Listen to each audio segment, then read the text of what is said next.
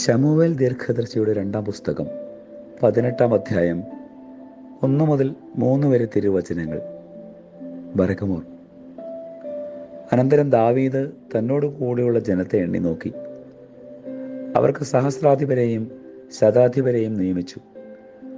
ദാവീദ് ജനത്തിൽ 1/3 ഭാഗം യോവാബിന്റെ കീഴിലും 1/3 ഭാഗം സെരൂയയുടെ മകനും യോവാബിന്റെ സഹോദരനുമായ അബീശായിയുടെ കീഴിലും 1/3 ഭാഗം ഗത്യനായ ഇത്ഥായിയുടെ കീഴിലും അയച്ചു.